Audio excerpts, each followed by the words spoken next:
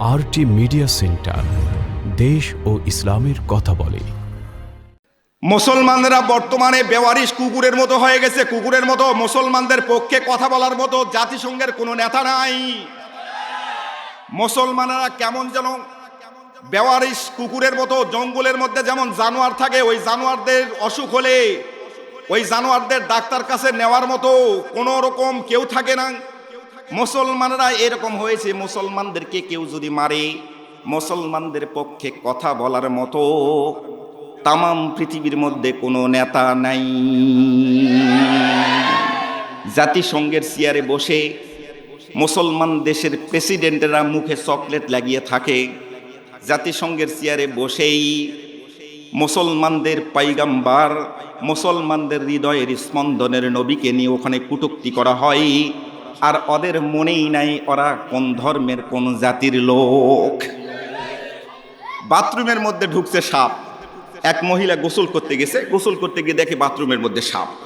এ চিৎকার করে বলতেছে, বাথরুমের মধ্যে সাপ, পুরুষ মানুষকে আসো, তাড়াতাড়ি লাঠি নিয়ে আসো, বাথরুমের মধ্যে সাপ। আরেকজন মহিলা ছিল, এ দৌড়ে গেছে, দৌড়ে গিয়ে দেখে হ্যাঁ সত্যি তো সাপের বাচ্চা। এও চিৎকার করতেছে, পুরুষ মানুষকে আসো, বাড়িতে লাঠি নিয়ে তাড়াতাড়ি আসো, বাথরুমের মধ্যে সাপ। আরেকজন মেয়ে, আরেকজন মহিলা, এভাবে 3-4 জন একত্রিত হয়েছে।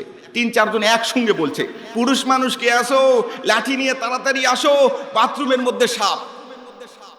বাড়িতে একজন পুরুষ মানুষ ছিল, এ শক্ত করে কাঁচা মারছে, কাঁচা মেরে এ বাথরুমের মধ্যে গেছে, গিয়ে দেখে হ্যাঁ সত্যি সাপের বাচ্চা। এ মহিলাদের সাথে সাথে এও হাত উঁচু করে বলতেছে, পুরুষ মানুষকে আসো, লাঠি নিয়ে তাড়াতাড়ি আসো, বাথরুমের মধ্যে সাপ। ভাবি সাহেব মৃদু আঘাত করে বলতে, যাই তুমি তো পুরুষ মানুষ, তুমি আবার কাকে ডাকো? এ বলতেছে, আমার মনেই নাই আমি পুরুষ মানুষ। জাতিসংঘের চেয়ারে বসে মুসলমানদের হৃদয়ের স্পন্দনের নবীকে নিয়ে কটূক্তি করা হচ্ছে। আর জাতিসংঘের চেয়ারে বসে মুখে চকলেট লাগিয়ে থাকে। এদের মনেই নাই এরা কোন ধর্মের, কোন জাতির, কোন জায়গা থেকে এসেছে, কোন মানুষগুলো তাদেরকে ভোট দিয়েছে, এদের মনে নাই। কথা বলেন ঠিক না ব্যাটি? জাতিসংঘের কোনো সার্থকতা নাই। যে দেশের মানুষেরা দুবেলা দুমুঠো ভাত পেট ভরে খেতে পারে না, এমন অকল্যাণকর দেশে আমরা কেমনে বলবো আমার সোনার বাংলা, আমি তোমায় ভালোবাসি? এদেশ আমাদের মায়ের দেশ, এদেশ আমাদের বাপের দেশ, এদেশ শাহজালালের দেশ, এদেশ শাহ মাকদুমের দেশ। এদেশে মাস্তানি করার কোনো অধিকার কারো না। এদেশের আইন এখানেই চলবে। বিজাতীয় কোনো সভ্যতা এদেশে চলতে দেওয়া হবে না। বিজয় দিবস, বিজয়ের মাস, এটা কথা বলেন ঠিক না বে ঠিক? বিজয় দিবসকে আমরা সম্মান করি। বিজয় দিবস হচ্ছে বিজয়, আমাদের অহংকার, আমাদের গর্ব। বিজয়কে নিয়ে আমরা গর্ববোধ করি। এই 16 ডিসেম্বরকে অর্জন করতে গিয়ে এদেশে যারা 30 লক্ষ মানুষের প্রাণের বিনিময়ে, হাজার হাজার মানুষের মেয়েদের ইজ্জতের বিনিময়ে এই 16 ডিসেম্বর অর্জন হয়েছে, আমরা তাদের জন্য দোয়া করতে চাই। আল্লাহ সুবহানাহু ওয়া তাআলা তাদের যদি অনুপরিমাণ তিল পরিমাণ কালিমার দাওয়াত তাদের মধ্যে থাকে, আল্লাহ তাদের কবরকে তুমি জান্নাতুল ফিরদাউসে রূপান্তরিত করে দাও, বলেন আমিন। এই 16 ডিসেম্বর পিছনে, 16 ডিসেম্বর অর্জনের পিছনে এ দেশে যারা আওয়ামী লীগ করে তাদের একটা অবদান আছে, এ দেশে যারা বিএনপি করে তাদের অবদান আছে, এ দেশে যারা মুসলমান তাদের অবদান আছে। এই 16 ডিসেম্বরের পিছনে এ দেশে যারা হিন্দু তাদের অবদান আছে, এ দেশে খ্রিস্টান বৌদ্ধ তাদের অবদান আছে। কিন্তু 16 ডিসেম্বর পিছনে একটা দলের কোনো অবদান নাই। যারা নাস্তিকতা দাবি করে, যারা আল্লাহকে কটূক্তি করে, আল্লাহ রাসূলকে কটূক্তি করে, এই বিজয় দিবসের পিছনে তাদের অবদান নাই। আমরা দল মত নির্বিশেষে বলতে চাই, আওয়ামী লীগ জামাতি ইসলামের প্রতিপক্ষ হতে পারে, জামাতি ইসলাম বিএনপির প্রতিপক্ষ হতে পারে, কিন্তু এই কোরআনুল কারীম কারো প্রতিপক্ষ নয়। আমরা সকল মুসলমান একত্রিতভাবে ঘোষণা করতে চাই, যারাই আমাদের হৃদয়ের স্পন্দনের নবীকে নিয়ে কটূক্তি করবে, আমরা পিটাইতে পিটাইতে তাদেরকে বাংলার জমিন থেকে তাড়িয়ে বন্ধু রাষ্ট্র ভারতের দিকে পাঠিয়ে দিব। মুসলমানদের ভয়ের কোনো কারণ নাই। মুসলমানদের মুরব্বী হচ্ছে আল্লাহ। সম্মানিত বাবারা আমার, তাহলে মুসলমানরা হচ্ছে পাওয়ারফুল জাতি, কথা বলেন ঠিক না ঠিক? মুসলমান পাওয়ারফুল হওয়ার পরও তাম পৃথিবীর মুসলমানেরা সাদ্দামের জন্য দোয়া করলো, অং সাং সুচির জন্য বরদোয়া করলো, রোহিঙ্গাদের জন্য দোয়া করলো, কথা বলেন ঠিক না ঠিক? কিন্তু পাওয়ারফুল হওয়ার পরও মুসলমানদের দোয়ার প্রতিফলন ঘটছে না। কাশ্মীরের মুসলমানদের জন্য দোয়া করছে, এত দোয়া করার পরও আপনারা বলতে পারেন হুজুর আপনারা এত বড় বড় হুজুর, সারা পৃথিবীর মধ্যে এত বড় বড় হুজুর আমাদের এলাকার মধ্যে সে ওয়াজ করে যাচ্ছে, এত মানুষ দোয়া করছি, দোয়া যায় কোথায়? সাদ্দাম তো গেল, সাদ্দামের দেশটা পর্যন্ত চলে গেল, দোয়া কবুল হয় না কেন? তার মানে মুসলমান পাওয়ারফুল হওয়ার পরও মুসলমান বর্তমানে পাওয়ারলেস জাতিতে রূপান্তরিত হয়ে গেছে, কথা বলেন ঠিক না ঠিক? এর পিছনে কারণটা কি? এর কারণটাই আপনাদের খেদমতে উপস্থাপন করতে চাই। মুসলমান পাওয়ারফুল না মুসলমান পাওয়ারলেস, এটাই হচ্ছে আমার আলোচনার আজকের বিষয়বস্তু। আল্লাহ সুবহানাহু ওয়া তাআলা কবুল করুক, বলেন আল্লাহুম্মা আমিন।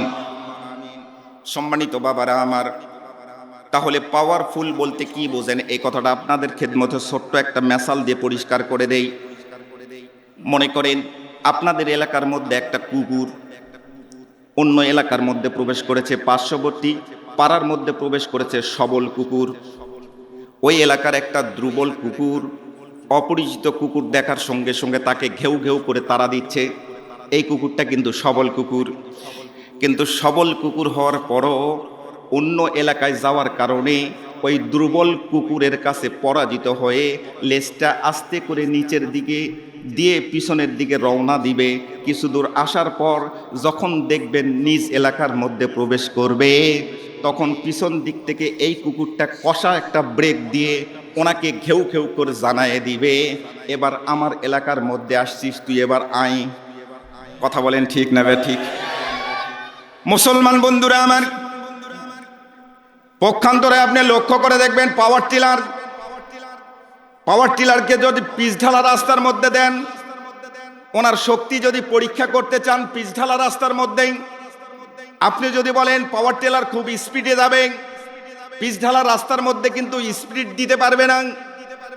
পাওয়ার টিলারের শক্তি যদি দেখাইতে হয় তাহলে তাকে কাদার মধ্যে নামাই দিতে হবে, কাদার মধ্যে পাওয়ার টিলারের শক্তি দেখাইতে পারবে। কথা বলেন ঠিক না ঠিক? মুসলমান বন্ধুরা আমার, পক্ষান্তরে বাংলাদেশে আর্মি, বিডিআর, র্যাব, পুলিশ, চিতা, কোবরা যতগুলোই বাহিনী আছে না কেন, তাদেরকে যদি আপনি তাদের শক্তিটা যদি পরীক্ষা করতে চান, স্থলভাগের মধ্যে জমিনের মধ্যে দেখতে হবে।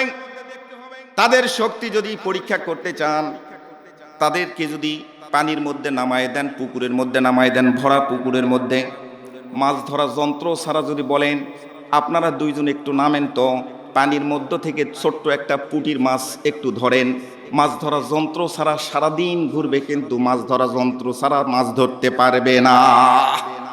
তার মানে মাছের শক্তিটা হচ্ছে পানিতে। মাছকে যদি ওখান থেকে উপরে উঠান দেখবেন ওর শক্তি হারিয়ে যায়। আর র্যাবের শক্তি হচ্ছে মাটিতে, র্যাব কখনো পানিতে শক্তি খাটাতে পারবে না। তাহলে বন্ধুরা আমার বুঝে গেল, মাছের শক্তি পানিতে, র্যাবের শক্তি মাটিতে। ছোট গাড়ি রাজার মতো পিচ করা রাস্তায় চলে, পক্ষান্তরে পাওয়ার টিলার কাদার মধ্যে খুব দ্রুত চলে। ঠিক পক্ষান্তরে মুসলমানদের শক্তি হলো তারাকতু ফীকুম আমরাইনি লান তাদিল্লু মা তামাসসাকতুম বিহিমা কিতাবাল্লাহি সুন্নাতা রাসূল। আল্লাহু আকবার বলে, a true Muslim cannot lead the honest and the pure life without the knowledge Quran and Sunnah. Man is created and Allah himself is the creation, but man is the better than Allah is Khalik, man is only makhluq, man is only makhluq। চিৎকার করে বলেন আল্লাহু আকবার। সম্মানিত ভাইরা আমার, তাহলে আসেন, মুসলমানদের শক্তি হচ্ছে পয়গম্বরের সুন্নত আর আল্লাহ রাব্বুল আলামিনের কোরআনুল কারীমের মধ্যে। কথা বলেন ঠিক না ঠিক? এই কোরআনুল কারীম থেকে সরে আমরা যখন পীরের দরবারে দৌড়াদৌড়ি শুরু করে দিয়েছি, মাজারের দরবারে যখন দৌড়াদৌড়ি শুরু করে দিয়েছি, তখন মুসলমানদের শক্তি কমে গেছে। মুসলমান বন্ধুরা আমার, এই বাংলাদেশটা সোনার বাংলায় রূপান্তরিত করতে চেয়েছিল। বাংলাদেশের স্বাধীনতার স্থপতি মরহুম প্রেসিডেন্ট শেখ মুজিবুর রহমান সাহেব, ভারতের রবি ঠাকুরের একটা গান ওনার এত পছন্দ হয়েছিল, আমার সোনার বাংলা আমি এত তোমায় ভালোবাসি, এই গানটা এত পছন্দ হয়েছিল, তার কারণে ওই গানটা সিলেক্টেড করেছিল। তেনার স্বপ্ন ছিল এই বাংলাদেশটা সোনার বাংলায় রূপান্তরিত করবে। কথা বলেন ঠিক না ঠিক? কিন্তু বন্ধুরা আমার, কি ঘটনা ঘটে গেল যখন বাংলাদেশ স্বাধীন হয়ে গেল। বাংলাদেশ স্বাধীন হয়ে গেল, 32 নম্বর বাড়ি, ধানমন্ডির 32 নম্বর বাড়িতে তিনি অবস্থান করছে, 2 তলার মধ্যে। ঢাকার পাশেই কেরানীগঞ্জের একজন চাষি নিজ জমিতে কিছু আবাদ করে কিছু ফসল উৎপাদন করেছে, শাকসবজি উৎপাদন করেছে। ওখান থেকে একটু শাকসবজি নিয়ে পটল, আলু, বেগুন, পুঁই শাক, বিভিন্ন সবজি নিয়ে ওনার বাড়িতে রওনা দিয়েছে, ওনাকে হাদিয়া দিবে। মানুষের প্রতি ভালোবাসা থাকতেই পারে। কথা বলেন ঠিক না ঠিক? ভালোবাসার খাতিরে ওনার বাড়িতে রওনা দিয়েছে, বঙ্গবন্ধু শেখ মুজিবুর রহমানের বাড়িতে উনি হাদিয়া দিবে। কিন্তু বাড়ির গেটের মধ্যে দারোয়ান আছে, দারোয়ান ভিতরে ঢুকতে দেয় না। দারোয়ানকে বারবার বলছে আমি একটু স্যারের সঙ্গে দেখা করব, নেতাজির সঙ্গে দেখা করব, নেতাজিকে আমি ভালোবাসি, ওনাকে ভালোবাসার কারণে আমার সবজির বাগান থেকে আমি হাদিয়া নিয়ে আসছি। কোনোভাবেই তাকে ভিতরে ঢুকতে দেয় না। এবার দারোয়ান বলতেছে তোমার জিনিসগুলো আমাকে দাও, আমি নেতার বাড়িতে পৌঁছে দিচ্ছি। আস্তে করে বস্তাটা মাথার উপর উঠায় 2 তলার মধ্যে চলে গেলেন। বঙ্গবন্ধু শেখ মুজিবুর রহমান ঘরের মধ্যে ছিলেন। ওনাকে যখন বলেছে স্যার আপনার পাশের গ্রাম থেকে একজন মানুষ আসছে, আপনাকে ভালোবাসে, একজন চাষা, উনি কিছু হাদিয়া নিয়ে আসছে, এগুলো আপনাকে দেওয়ার জন্য। বঙ্গবন্ধু শেখ মুজিবুর রহমান মনে করলো আমাকে যেহেতু ভালোবাসে, প্রতিদান স্বরূপ অন্তত কিছু বকশিশ দেওয়ার দরকার। 2টা 10 টাকার নোট পকেট থেকে বের করে ওই দারোয়ানকে দিয়েছে, ওনাকে বকশিশ দিও। তখন কিন্তু 20 টাকার দাম অনেক ছিল। কথা বলেন ঠিক না ঠিক? উনি আস্তে করে এসে, দারোয়ান আস্তে করে নিচে নেমে এসে 10 টাকা পকেটের মধ্যে রাখছে আর পকেট থেকে 10 টাকা দিয়ে দিয়েছে। চাষা ডাক দিয়ে বলছে আমি তো স্যারের কাছে টাকা নেওয়ার জন্য আসি নাই, আমাকে টাকা দিয়ে অপমান করতে চাই কেন? আমি স্যারের সঙ্গে একটু মুসাফা করব, আমি একটু দেখা করব, আমি তাকে ভালোবাসি। জানালার পর্দাটা উপরের দিকে উঠাই শেখ মুজিবুর রহমান সাহেব লক্ষ্য করে দেখে লোকটা পিরাপিরি করতেছে উপরে ওঠার জন্য। তিনি আস্তে করে ইশারা করলেন দারোয়ানকে, ওনাকে ছেড়ে দাও, ওনাকে নিয়ে আসো।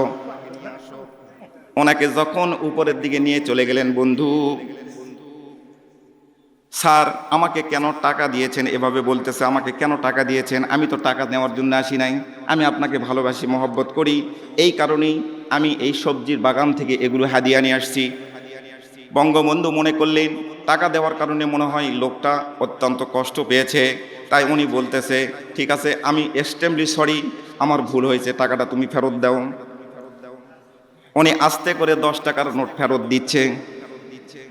বঙ্গবন্ধু বলতেছে দিলে 20 টাকাই দাও, 10 টাকা আবার দাও কেন, 10 টাকা রাখো কেন? এই লোকটা বলতেছে স্যার আমি তো 10 টাকাই পেয়েছি। বঙ্গবন্ধু ওই দারোয়ানের দিকে তাকিয়ে বলতেছে কি রে বেটা, খবর কি? সকলেই পাই সোনার খুনি, সকলেই পাই তেলের খুনি, আর আমি বঙ্গবন্ধু পাইলাম চোরের খুনি। বঙ্গবন্ধুর বুঝতে আর বাকি রাখলো না। 7.5 কোটি মানুষ, 8 কোটি কম্বল। তার ত্রাণ মন্ত্রণালয়ের মন্ত্রী সাহেবকে ডাক দিয়ে বলতেছে মন্ত্রী মহোদয় আমার কম্বলটা কোথায়? 7.5 কোটি মানুষ, 8 কোটি কম্বল। মন্ত্রণালয়ের দায়িত্বে মন্ত্রী বলতেছে স্যার আপনারটাও নাই, আমারটাও নাই। ও বন্ধুরা আমার, তখন থেকেই বঙ্গবন্ধুর সঙ্গে, তখন তো অন্য কোনো দল ছিল না, অন্য কোনো দল ছিল না। ঘাতকদের হাতে যখন 3.5 বছর বা 4 বছর পর তিনি নিহত হলেন, এই মানুষগুলোও তো আওয়ামী লীগ, মুসলিম লীগের একটা অংশ ছিল। তখন থেকেই তো বিশ্বাসঘাতকতা শুরু করে দিয়েছে। সম্মানিত ভাইরা আমার, তখন থেকেই বিশ্বাসঘাতকতা শুরু করে দিয়েছে। এবং তখন থেকে বঙ্গবন্ধু আমাদের নেতা, উনিই তো বলে দিয়েছে ওনার ডায়লগ এটা, আপনারা শোনেন নাই? ওনার ডায়লগ যে মানুষ পাই তেলের খনি, মানুষ পাই সোনার খনি, আমি পেয়েছি চোরের খনি। আর এই চোরের খনিটা আমরা সদ্য দেখতেছি। কথা বলেন, কথা বলেন, কথা বলেন। ঠিক কথাটা একটু আওয়াজ দিয়ে বলতে হবে। আমরা আল্লাহ ছাড়া অন্য কাউকে ভয় করি না, একমাত্র আল্লাহকে রাজি খুশি করার জন্য, রাসূলকে রাজি খুশি করার জন্যই। ঠিক কথাটা একটু তাকবীরের সহিত জুড়ে বলতে হবে, লিল্লাহে তাকবীর, লিল্লাহে তাকবীর। মুসলমানদের মনের যদি পরিবর্তন করা যায়, আগামী দিনে ইরাক শুধু ইরাক শুনেছেন, আফগান শুধু আফগান শুনেছেন, চেচনিয়া বসনিয়া শুনেছেন, ইরান শুনছেন, কাশ্মীর শুনছেন, মায়ানমার শুনছেন, বাংলাদেশে একদিন তার শিকার হবে। আর মুসলমান যদি এই মডেল চেঞ্জ না করে, আগামী দিন থেকে তওবা না করে, তৌহিদি পতাকার নিচে অবগাহন না করে, ইহুদি নাসারা কুকুরের বাচ্চার মতো বাংলার জমিন ছাড়বে না।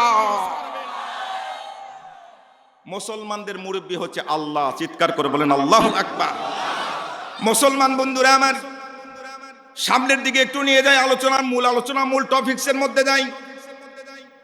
বন্ধুরা আমার, বাবাজিরা আমার, মুরগির খাঁচা বানাইতে যদি শিয়াল মামার কাছে পরামর্শ নেন, তাহলে শিয়াল মামা আপনার মুরগির খাঁচার জানালাটা কোন দিকে রাখতে হবে, এটা কি পরামর্শ দিবে, তার সুবিধা মতো কথা বলেন, ঠিক না বে ঠিক? বাংলাদেশে সন্ত্রাসী দমন করার জন্য ভারত মামার কাছে, দাদার কাছে পরামর্শ নেওয়া হচ্ছে। এত কিছু বাদ দিয়ে কোরআনুল কারীমের নাম্বারে একটিবার ফোন করে দেখো, বাংলার জমিনটা মদিনার রাষ্ট্রে পরিণত হয়ে যাবে। মুসলমান বন্ধুরা আমার, মুহাম্মদ সাল্লাল্লাহু আলাইহি সাল্লাম, বন্ধুরা আমার, ওনার উপর যখন কোরআনুল কারীমের সূরা ইব্রাহিমের 1 নাম্বার 2 নাম্বার আয়াতে কারিমাটা নাজিল হয়ে গেল, বন্ধুরা আমার, বাবাজিরা আমার, এই আয়াতে কারিমার মধ্যে আল্লাহ রাব্বুল আলামিন প্রথম অংশের মধ্যে বললেন আলিফ লাম রা, আলিফ লাম রা। এই বিষয়ে মুফাসসির কিরাম একমত পোষণ করে জানায় দিয়েছেন আলিফ লাম মিম, এই শব্দগুলো হচ্ছে আল্লাহ রাব্বুল আলামিন এবং আল্লাহ রাসূল সাল্লাল্লাহু আলাইহি সাল্লামের মাঝখানের গোপন কথা। সুবহানাল্লাহ বলেন। এগুলোর ব্যাপারে কোনো মুফাসসির কিরাম নাক গলায় নাই, এগুলোর ব্যাপারে আমাদেরও নাক গলানোর দরকার নাই। আল্লাহ এবং আল্লাহর রাসূলের মাঝখানে আমাদের নাক গলানোর কোনো দরকার নাই। এগুলো হচ্ছে কোরআনুল কারীমের কোটেশন, কোরআনুল কারীমের কোড নাম্বার। চিৎকার করে বলেন আল্লাহু আকবার। বন্ধুরা আমার, বাবাজিরা আমার, দ্বিতীয় অংশের মধ্যে আল্লাহ রাব্বুল আলামিন বললেন আলিফ লাম রা কিতাবুন আনজালনাহু ইলাইকা লিতুখরিজান নাসা মিনাজ যুলুমাত। আল্লাহ রাব্বুল আলামিন বললেন, ও পয়গম্বর, আপনাকে এমন একটা কিতাব দিলাম, এই কিতাব দ্বারা আপনি অন্ধকারাচ্ছন্ন মানুষগুলাকে আস্তে আস্তে আপনি আলোর দিকে নিয়ে চলে আসেন। সুবহানাল্লাহ বলেন। অন্ধকারাচ্ছন্ন মানুষগুলাকে।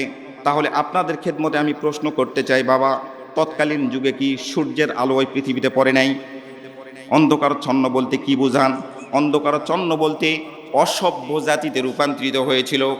ওই মানুষগুলোর মধ্যে কোনো সভ্যতা ছিল না, তারা পায়খানা করে কোনোদিন পানি খরচ করত না। অসভ্য জাতি, সর্বশ্রেষ্ঠ অসভ্যতা করত নিজের পোশাককে দায়ী করে কাবা ঘরের সামনে গিয়ে পোশাক ছেড়ে দিয়ে পোশাক খুলে ফেলে কাবা ঘরকে তোয়াফ করত। নাউজুবিল্লাহ বলে। একজন আরেকজনকে ফোন করে এসে কবিতা রচনা করত। কবিতা, তার দাদা কয়টা খুন করেছে, তার দাদা কয়টা খুন করেছে, নিজের বাড়ির ফটকের মেন ফটকের সামনে তারা টাঙায় দিত, কবিতা লিখে টাঙায় দিত, আমার দাদা এতগুলো খুন করেছে, তার দাদা এতগুলো খুন করেছে। নাউজুবিল্লাহ বলে। অন্ধকারাচ্ছন্ন পরিবেশ, নিজের সন্তানকে জীবন্ত কবর দিত, জ্বলন্ত আগুনের মধ্যে নিক্ষেপ করত। নাউজুবিল্লাহ বলবেন না? অন্ধকারাচ্ছন্ন পরিবেশ। এরকম একটা পরিবেশে আল্লাহর নবীকে আল্লাহ রাব্বুল আলামিন পাঠায় দিলেন। আপনারা কষ্ট পাচ্ছেন? অসুবিধা হচ্ছে? আলোচনা তো সবেমাত্র শুরু করলাম। আমাদের আলোচনার বিষয়বস্তু মনে রাখবেন, পাওয়ারফুল না পাওয়ারলেস। সম্মানিত বাবারা আমার, আল্লাহর পয়গম্বর বয়স মাত্র 17 বছর। 17 বছর বয়সে আল্লাহর পয়গাম্বর যুবকদেরকে নিয়ে একটা কমিটি গঠন করলেন। এই কমিটিটার নাম দিলেন হিলফুল ফুজুল কমিটি। মুসলমান বন্ধুরা আমার, 17 বছর থেকে 40 বছর পর্যন্ত মানুষের ঘরে ঘরে দাওয়াত দিলেন, যুবকদেরকে নিয়ে দাওয়াত দিলেন, এই তোমরা মদ খেও না,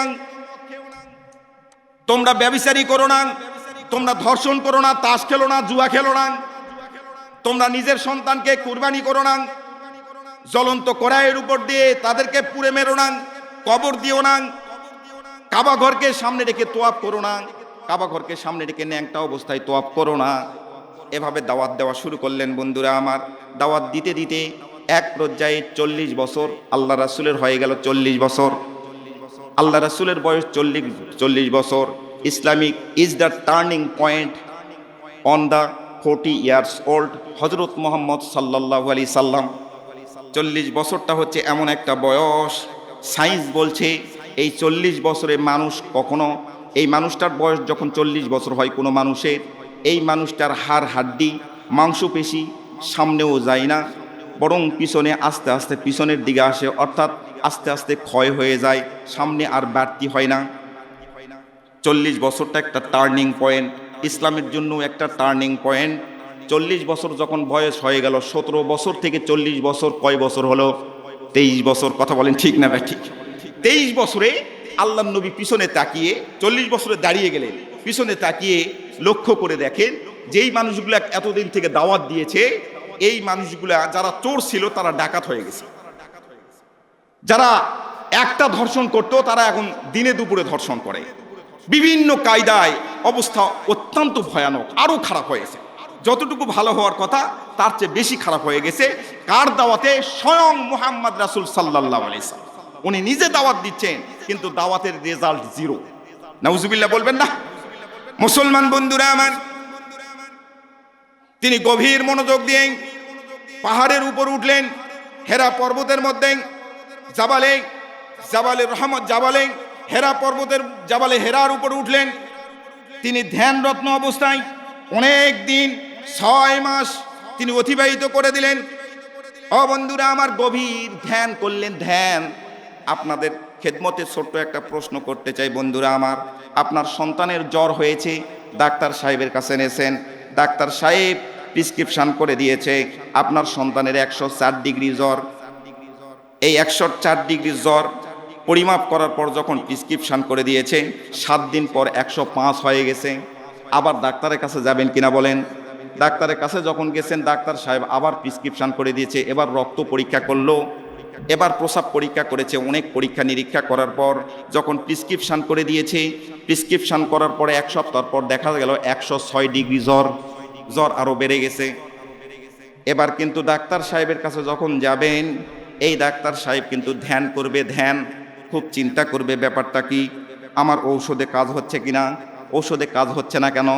বরং এই ডাক্তার সাহেব চিন্তা করতে করতে এক পর্যায়ে ওনাকে বোর্ড বসাবে, অনেক ডাক্তার মিলে বোর্ড বসাবে। কথা বলেন ঠিক না ভাই? ঠিক।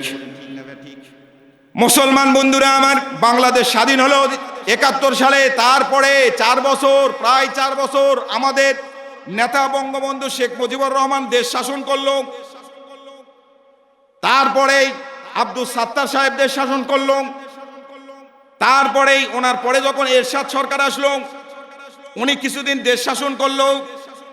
ওনার পরে খালেদা জিয়াউর রহমান আসলো, জিয়াউর রহমান দেশ শাসন করলো।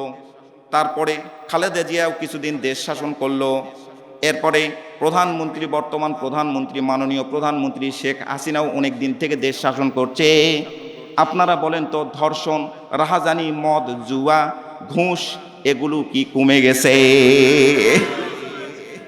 তাহলে বলেন তো, এখন কি একটু নতুন করে ভাবনার দরকার আছে না নাই? ধ্যান করার দরকার আছে না নাই? আল্লাহ রাসূল 17 বছর থেকে 40 বছর পর্যন্ত দাওয়াত দিলেন। স্বয়ং মহামানব উনি যখন পিছনে তাকিয়ে দেখেন একটা মানুষও পরিবর্তন হয় নাই, তখন কিন্তু টার্নিং পয়েন্ট, উনি পরিবর্তন করার জন্য তিনি আস্তে করে চিন্তায় মগ্ন হয়ে গেলেন। আমাদেরকেও এই চিন্তা করার দরকার আছে না নাই? মুসলমান বন্ধুরা আমার, সব দলের টার্গেট এক, বাংলাদেশে যারা চরমনায় দল করে তাদেরকে জিজ্ঞেস করবেন তোমার টার্গেট কি, তোমার লক্ষ্য উদ্দেশ্য কি। উনি বলবে আমরা জিকির করতে করতে আমরা জান্নাতের মধ্যে যেতে চাই, মানুষগুলাকে জান্নাতের মধ্যে নিতে চাই, এটাই আমাদের টার্গেট। বন্ধুরা আমার, কোরআনুল কারীমের মধ্যে জিকির আছে না নাই? নামাজও আছে না নাই? দিনের কথাও আছে না নাই? বন্ধুরা আমার, পাগড়ি পরা সুন্নাত, লুঙ্গি পরা হচ্ছে ফরজ। আপনি লুঙ্গি খুলে যদি পাগড়ি পরেন তাহলে কেমন হবে? জিকির করতে করতে পাগল হয়ে যান, কোনো অসুবিধা নাই, কিন্তু একামত দিনের কথা বললেই আপনি জঙ্গিবাদ। মুসলমান বন্ধুরা আমার, চরমনাইকে যদি জিজ্ঞেস করেন আপনাদের লক্ষ্য উদ্দেশ্য কি, বলবে জান্নাতে যাওয়া, মানুষগুলাকে জান্নাতে নিয়ে যাওয়া, এটাই আমাদের লক্ষ্য উদ্দেশ্য। খুব ভালো কথা। তাবলিগ জামাতকে আপনি যদি জিজ্ঞেস করেন আপনার লক্ষ্য উদ্দেশ্য কি, ওনারাও বলবে আমরা জান্নাতের মধ্যে মানুষগুলাকে দাওয়াত দিয়ে দিয়ে নামাজি করব, জান্নাতের মধ্যে নিয়ে যাব, এটাই আমাদের লক্ষ্য উদ্দেশ্য। যারা ফুরফুরার দল করে তাদেরকে যদি জিজ্ঞেস করেন আপনাদের লক্ষ্য উদ্দেশ্য কি, ওনারা বলবে আমরাও মানুষগুলাকে জান্নাতের মধ্যে নিয়ে যেতে চাই। তাহলে সকলের নিয়ত ভালো, কথা বলেন ঠিক না ঠিক? নিয়ত এক জিনিস, পদ্ধতি আরেক জিনিস। আপনারা কষ্ট পাচ্ছেন? নিয়ত এক জিনিস, পদ্ধতি আরেক জিনিস। ভালো করে শুনে নেন। মনে করেন আপনার শাশুড়ি আসছে আপনার বাড়িতে বেড়াতে, শাশুড়ির কপালের মধ্যে একটা ফোড়া বের হয়েছে, ফোড়া। নিয়ত এক জিনিস, পদ্ধতি আরেক জিনিস। শাশুড়িকে ডাক্তারের কাছে নিয়েছেন, ডাক্তার সাহেব বলে দিয়েছে প্রেসক্রিপশন করার পর এই ফোড়ার উপর যেন মাছি না বসে, মাছির মধ্যে সংক্রামিত ব্যাধি আছে। আপনি শাশুড়িকে নিয়ে এসে বেড রেস্টে রাখছেন, একটা ভোমরা মাছি বন বন করে আওয়াজ দেয় আর ফোড়ার উপর বসার চেষ্টা করে। আপনি পাখা দ্বারা বাতাস করছেন, কিছুক্ষণ পর আপনি বিরক্ত হয়ে গেছেন, মাছিটা বারবার ওখানে ছো মারার চেষ্টা করে। এবার আপনি উঠানের মধ্যে বাহিরে গেছেন, উঠানের মধ্যে এত বড় একটা বাঁশের টুকরা ছিল, এই বাঁশের টুকরাটা নিয়ে বসে আছেন, মাছি যদি বসে তাহলে মাছি দিবে বাড়ি। আপনার নিয়ত কি শাশুড়িকে মারা না মাছি মারা? আপনার মাছি মারা নিয়ত, নিয়ত আপনার ভালো, কিন্তু মাছি মারার যে পদ্ধতিটা অবলম্বন করেছেন এই পদ্ধতিটা কি সঠিক? মুসলমান বন্ধুরা আমার, দিন প্রতিষ্ঠিত করতে চাই, কোরআনের আইন শাসন, কোরআনের আইন বাস্তবায়ন করতে চাই। সকলের নিয়ত ভালো, কিন্তু সকলের পদ্ধতি ভালো নয়। বন্ধুরা আমার, নিয়ত এক জিনিস, পদ্ধতি আরেক জিনিস। নিয়ত নিয়ে কাম হবে না, পদ্ধতিটা সঠিক করতে হবে। নিয়তও ভালো হতে হবে, পদ্ধতিটাও ভালো হতে হবে। কথা বলেন ঠিক না বেটি? বন্ধুরা আমার, বাবাজিরা আমার, আব্বুরা আমার, লক্ষ্য করে দেখবেন, বাড়ির গৃহস্থ ইঁদুর মারা একটা ফাঁদ কিনে নিয়ে আসছে। ফাঁদ, ইঁদুর মারবে, ঝনঝন করে বেজে উঠছে। কামার দাদার বাড়ি থেকে নিয়ে আসছে, ওই দাদার বাড়ির থেকে ইঁদুর মারা ফাঁদ কিনে নিয়ে আসছে। গর্তের মধ্যে একটা ইঁদুর ছিল, এই ইঁদুরটা আস্তে করে যখন মুখ বের করে, চোখ বের করে লক্ষ্য করে দেখে আমাকে মারার সমস্ত ষড়যন্ত্র কমপ্লিট। বাড়ির গৃহস্থ আমাকে মারার জন্য একটা ফাঁদ কিনে নিয়ে আসছে। এই মুহূর্তে আমার যাওয়ার দরকার কবুতর, শান্তির প্রতীক কবুতর। ওরা কারোর সঙ্গে ঝগড়া করবে না, ওরা শুধুমাত্র মসজিদে মসজিদে থাকবে, আর বিকালবেলা কি সুন্দর মানুষকে দাওয়াত দিবে। ওদের কাছে যাওয়ার দরকার কবুতর। কবুতরের কাছে গিয়ে বলতেছে কবুতর ভাই, কবুতর ভাই। ইঁদুর বলতেছে কবুতর ভাই, কবুতর ভাই, আমাকে মারার তো সমস্ত ষড়যন্ত্র কমপ্লিট, আমাকে একটু বুদ্ধি দাও, পরামর্শ দাও, আমি কেমনে বাঁচবো। কবুতর বলতেছে এটা তোমার ব্যাপার, গেট আউট, এটা আমার ব্যাপার নয়। আমি মসজিদে মসজিদে থাকবো, আরামে আমি বাসার মধ্যে ডিম পারবো আর বাচ্চা ফুটাবো। আমি কি জন্য ওই গ্যাঞ্জামের মধ্যে যাব? আমার গ্যাঞ্জাম দরকার নেই, আমার ওগুলো ভালো লাগে না। আমি রাজনীতি পছন্দ করি না। তুমি রাজনীতি করো, তোমাকে মারার তো ষড়যন্ত্রই করবেই। এভাবে ইঁদুরকে গেট আউট করে দিলেন। ইঁদুর এবার নিরুপায় হয়ে ওই গোয়ালের মধ্যে বড় একটা ছাগল ছিল, ছাগলের কাছে গেছে। ছাগলের কাছে গিয়ে বলতেছে ছাগল ভাই, ছাগল ভাই, আমাকে একটু পরামর্শ দাও। বাড়ির গৃহস্থ তো আমাকে মারার জন্য সমস্ত ষড়যন্ত্র কমপ্লিট করছে, আমি কেমনে বাঁচবো। ছাগল বলতেছে এটা তোমার ব্যাপার, আমার তো ব্যাপার নয়। তুমি বাড়ির থেকে বের হয়ে যাও, আমার ঘর থেকে বের হয়ে যাও। গোয়ালের মধ্যে একটা মোরগ ছিল, মোরগের কাছে বলছে মোরগ ভাই, আমাকে একটু পরামর্শ দাও। মোরগ একইভাবে ধমক দিয়ে তাকে ঘর থেকে বের করে দিয়েছে। মুসলমান বন্ধুরা আমার, গর্তের মধ্যে ইঁদুর আরামে থাকতে পারে না, দুশ্চিন্তার মধ্যে আছে, কখন কোন দিক দিয়ে আমি যাব আর কোন রাস্তার মধ্যে আমাকে মারার জন্য ফাঁদ ফেলায় রাখছেন, খুব চিন্তার মধ্যে আছে। ইন দি মিন টাইম গভীর রাত্রিতে ঠাস করে একটা শব্দ হয়ে গেছে, ইঁদুর মারা ফাঁদের মধ্যে ঠাস করে শব্দ হয়েছে। বাড়ির গেরস্ত এবং বিবি সাহেব দুজনেই টর্চ লাইট সারা ঘর থেকে বের হয়ে দৌড়াচ্ছে, ইঁদুর পড়ছে, ইঁদুর পড়ছে, ইঁদুর মারা ফাঁদের মধ্যে ইঁদুর পড়ছে, ইঁদুর পড়ছে। দৌড়ে এসে দেখা যাচ্ছে ধরাস ধরাস শব্দ হয়, ধরাস ধরাস শব্দ হয়। ও বন্ধুরা আমার, অন্ধকারচ্ছন্ন পরিবেশ, টর্চ লাইট নাই হাতের মধ্যে। যখন বাড়ির গৃহস্থ উনি যখন ইঁদুর মনে করে লেজের মধ্যে হাত দিয়েছে, ওই ফাঁদের মধ্যে একটা বিষধর সাপ পড়ছিল, সাপ উল্টা দিকে সবল মারছে। মুসলমান বন্ধুরা আমার, সবল যখন মারছে তখন তো অবস্থা বেকায়দা। এখন কোন জায়গায় যাবে? সাপ যদি কাউকে সবল মারে, এই রুগীটা এমন একটা রুগী, 1 মিনিট দেরি করা যাবে না, 1 ঘন্টা দেরি করা যাবে না, তাড়াতাড়ি ব্যবস্থাপত্র নিতে হবে। কথা বলেন ঠিক না ব্যাঠিক? ব্যবস্থাপত্র গ্রহণ করতে হবে। একজনকে পাশের বাড়ি একজনকে মোবাইল করা হলো, তাড়াতাড়ি আয়, অমুক গ্রামের মধ্যে ওঝা আছে, একটা কবিরাজ আছে, ভালো কবিরাজ, ওনাকে নিয়ে আয়। মোটর সাইকেল বের করা হলো, ওঝাকে নিয়ে আসা হলো। ওঝা কিছুক্ষণ তন্ত্র মন্ত্র দ্বারা ঝাড়ফুঁক করার পরেই ইনি বলে দিচ্ছে, এই মুহূর্তে রুগীকে 1 গ্লাস কবুতরের রক্ত খাওয়াতে হবে। কবুতরের রক্ত লাগবে, কবুতরের রক্ত আগে নিয়ে আসো। বাসার মধ্যে কিন্তু আরামে কবুতর ঘুমাচ্ছিল। কবুতর ধরা হলো, জবাই করা হলো, 1 গ্লাস রক্ত রুগীকে খাওয়ানো হলো। সকাল পর্যন্ত কোনো কাজ হয় না, হাসপাতালে নেওয়া হলো।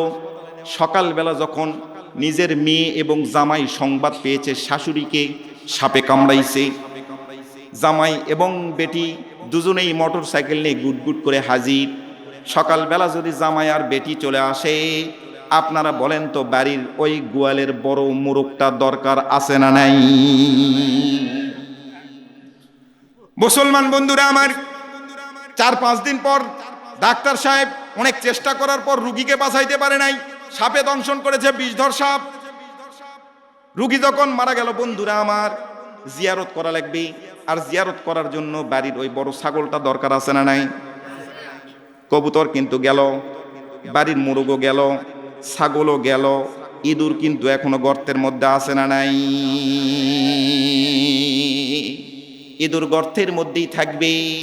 যখন ইঁদুর সুযোগ পাবে, ইঁদুরের পাওয়ার ইঁদুর দেখাবে। মুসলমান বন্ধুরা আমার, আল্লাহর পয়গাম্বর 40 বছর বয়সে টার্নিং পয়েন্টে দাঁড়ালেন। আমাদের সমস্যাটা কোন জায়গায় বন্ধুরা আমার? আমরা মুসলমানদেরকে দেখতে পাচ্ছি না। আগে তো জানতাম ইহুদি নাসারা মুসলমানের শত্রু, কিন্তু এখন জানতেছি মুসলমানের শত্রু। মুসলমান হয়ে মুসলমানদের দাড়ি টুপির উপর যারা আঘাত করে, আমার তো সন্দেহ হয় মুসলমানদের রক্ত দিয়ে তাদের জন্ম কিনা সন্দেহ আছে। বাংলাদেশের ক্লাস 3 মার্কা কিছু নেতা হয়েছে বন্ধুরা আমার।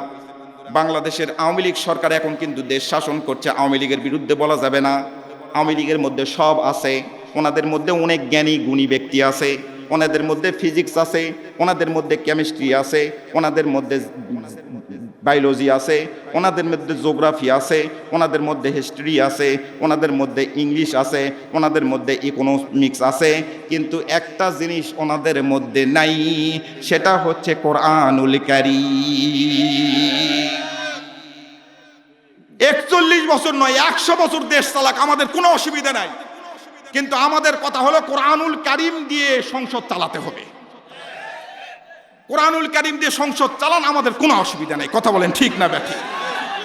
মুসলমান বন্ধুরা আমার, আমাদের সমস্যাটা কোন জায়গায়? আমরা এক হুজুর আরেক হুজুরকে দেখতে পাচ্ছি না। মোবাইল খুলে শুধু ইউটিউবের মধ্যে যান, এক হুজুর আরেক হুজুরকে গালি দিচ্ছি। এক হুজুর বলতেছি পয়গাম্বর মাটির তৈরি, আরেক হুজুর বলতেছি পয়গাম্বর নূরের তৈরি, এই নিয়ে মারামারি করছি। এটা কিন্তু মৌলিক বিষয় নয়। আপনি কবরে যান, কবরে এরকম প্রশ্ন নাই, কবরে কোনো ফেরেশতা প্রশ্ন করবে না তোমার নবী মাটির তৈরি না নূরের তৈরি। হাসরের মাঠেও এরকম প্রশ্ন নাই তোমার নবী নূরের তৈরি না মাটির তৈরি। এই প্রশ্ন নিয়ে আমরা হুজুরেরা মারামারি করছি। আজকে যদি আমাদের কোরআনুল কারীমের পাখি আল্লামা দেলোয়ার হোসেন সাইদি সাহেব ময়দানে থাকতো, হুজুরদের এই মারামারি করতে দিতেন না। মুসলমান বন্ধুরা আমার, এক ব্যক্তির গরু খাদের মধ্যে পড়ছে, দড়ি ধরে টনটন অবস্থায়। ইন দি মিন টাইম আরেক লোক পাশ দিয়ে যাচ্ছে। এই লোকটা ডাক দিয়ে বলতেছে, তোমার গরুটা তো, গরুর রশিটা ছিঁড়ে যাওয়ার সঙ্গে সঙ্গে পানির স্রোতে ভেসে নিয়ে যাবে, গরুটা মারা যাবে। এই লোকটা পিছনে ঘুরে বলতেছে, আপনি কি বলতে চান? আমি একটু আপনাকে সহযোগিতা করতে চাই, আমি একটু ধরতে চাই, তোমার গরুটা তুলে দিতে চাই, খাত থেকে তুলে দিতে চাই। এই লোকটা বলতেছে, আপনি কোন দল করেন সেটা আগে বলেন। ইনি বলতেছে, আমি চরমোনাই। চরমোনাইয়ের সঙ্গে কোনো সম্পর্ক নাই, আপনি যান, আপনাকে ধরা লাগবে না। আরেক লোক এসে বলতেছে, ভাই আমি একটু ধরতে চাই, এক্সকিউজ মি, আমি একটু ধরতে চাই। এই লোকটা বলতেছে, কোন দল করেন সেটা বলেন। বলতেছে, আমি ফুরফুরার সঙ্গে কোনো সম্পর্ক নাই, যান। ও বন্ধুরা আমার, এক দল আরেক দলকে দেখতে পাচ্ছি না, পাঁচ কলি এক কলিকে দেখতে পাচ্ছি না, এক কলি পাঁচ কলিকে দেখতে পাচ্ছি না। কথা বলেন ঠিক না ঠিক? এরকম করতে করতে একটা একটা করে মানুষকে যদি হেড আউট করে দেওয়া হয়, উনি শেষ পর্যন্ত গরু পাবে, তবে মরা গরু পাবে, জেতা গরু পাবে না। আপনার সন্তান পুকুরের মধ্যে হাবুডুবু খাচ্ছেন, সাঁতার জানে না, আপনি উপর থেকে বলতেছেন ইন্নাল্লাহা মা'আস সাবিরিন। আপনি সন্তান কিন্তু পাবেন, এক সময় সন্তান পাবেন, কোনো অসুবিধা নাই, কিন্তু জেতা সন্তান পাবেন না, মরা সন্তান পাবেন, মরা সন্তান পাবেন। বন্ধুরা আমার, ও বন্ধুরা আমার, আমাদের বাংলাদেশে সবচেয়ে বড় একটা বাক্য আছে, জনগণ ক্ষমতার উৎস। নাউজুবিল্লাহ বলেন। জনগণ ক্ষমতার উৎস। কয়েকদিন আগেই তো আমরা দেখেছি জনগণ কত ক্ষমতার উৎস। 154টা আসনের মধ্যে ভোট লাগে নাই। মুসলমান বন্ধুরা আমার, এভাবে যদি চলতে থাকে তাহলে বাংলাদেশে মুসলমান থাকবে, মুসলমান নামধারী মুসলমান থাকবে, কিন্তু মুমিন মুসলমানের অভাব হয়ে যাবে, মুমিন মুসলমান থাকবে না। মুসলমান বন্ধুরা আমার, তাহলে ডাক্তার সাহেবেরা ধ্যান করলো রুগীকে ভালো করার জন্য, দরকার হলে বোর্ড বসালো। ও বন্ধুরা আমার, বাবাজিরা আমার, ইন দি মিন টাইম আল্লাহর পয়গম্বর যখন 6 মাস হয়ে গেল, তখন আল্লাহ রাব্বুল আলামিন কোরআনুল কারীম নাজিল করে দিয়ে জানায় দিলেন, ইকরা বিসমি রাব্বিকাল্লাযী খলাক। পড়ো তোমার প্রভুর নামে যিনি তোমাকে সৃষ্টি করেছেন। সুবহানাল্লাহ বলেন। কোরআনুল কারীম আল্লাহ রাব্বুল আলামিন 40 বছর 6 মাস বয়সে পয়গম্বর আলাইহিস সালাতু ওয়াস সালামকে দিলেন। কোরআনুল কারীম দেওয়ার পরেই আল্লাহ রাব্বুল আলামিন বলে দিলেন, এই মানুষগুলাকে অন্ধকারাচ্ছন্ন পরিবেশ থেকে আলোর পথে নিয়ে আসুন। সুবহানাল্লাহ বলেন। কোরআন দিয়েই তখন দাওয়াত দেওয়া শুরু করলেন। কত বছর দাওয়াত দিলেন? 40 বছর থেকে 63 বছর। এই বয়সটা হচ্ছে 23 বছর। সুবহানাল্লাহ বলে। 40 বছর থেকে 63 বছর, আর 17 বছর থেকে 40 বছর কোরআন ছাড়া দাওয়াত দেওয়ার কারণে যেই মানুষগুলা চোর ছিল সেই মানুষগুলা ডাকাত হল। 40 বছর থেকে 63 বছর বয়স পর্যন্ত আল্লাহর পয়গম্বর কোরআন নেওয়ার পরে যখন দাওয়াত দেওয়া শুরু করলেন, তখন এই মানুষগুলো সোনার মানুষে রূপান্তরিত হয়ে গেল। বলেন আল্লাহু আকবার। এমন সোনার মানুষে রূপান্তরিত হয়ে গেল, আল্লাহর পয়গম্বর বললেন, আমার যুগটা হচ্ছে খায়রুল কুরুন, আমার যুগটা হচ্ছে সর্বশ্রেষ্ঠ যুগ, উত্তম যুগ। চিৎকার করে বলেন আল্লাহু আকবার। আপনাদেরকে অসুবিধা হচ্ছে, একটু জিকির করেন লা ইলাহা লা ইলাহা। জরসহার দম বাগু আত আল্লাহু না বাগু আত টুনা টুন টুন না টুটু। লা ইলাহা লা ইলাহা লা ইলাহা ইল্লাল্লাহু মুহাম্মাদুর রাসূলুল্লাহ সাল্লাল্লাহু আলাইহি ওয়াসাল্লাম। সম্মানিত বাবারা আমার, ভাই আপনারা উঠতেছেন কেন?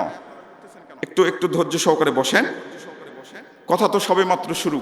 আল্লাহ রাসূল সাল্লাল্লাহু আলাইহি সাল্লাম 40 বছর বয়স থেকে 63 বছর বয়স পর্যন্ত কোরআনুল কারীম নিয়ে তিনি দাওয়াত দেওয়া শুরু করলেন। আর এই 63 বছর যখন পূর্ণ হয়ে গেল, তখন ওনার বয়স হলো 23 বছর, অর্থাৎ কোরআনুল কারীমের জিন্দেগি হচ্ছে 23 বছর। রাসূল সাল্লাল্লাহু আলাইহি সাল্লাম, সুবহানাল্লাহ বলবেন না? কোরআন ছাড়া আল্লাহ রাসূল আব্দুল্লাহ ইবনে মুহাম্মদ, আল্লাহ রাসূল শুধুমাত্র আব্দুল্লাহর ছেলে মুহাম্মদ নামে পরিচিত।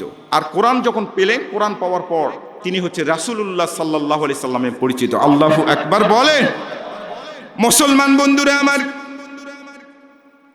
কোরআনুল কারীম সমাজের মধ্যে প্রতিষ্ঠিত করতে হবে। এই কারণে আল্লাহর পয়গম্বর একদিন দোয়া করতে গিয়ে আল্লাহ রাব্বুল আলামিনকে জানায় দিলেন, ওয়াজআলনি মিন লাদুনকা সুলতানান নাসীরা। আল্লাহ রাব্বুল আলামিন আমাকে সুলতানি দাও, আমাকে বাদশাহী দাও, আমাকে এদেশের রাষ্ট্রপতি বানাও। ও বন্ধুরা আমার, এটা আল্লাহর রাসূল চেয়েছেন আল্লাহর কাছে।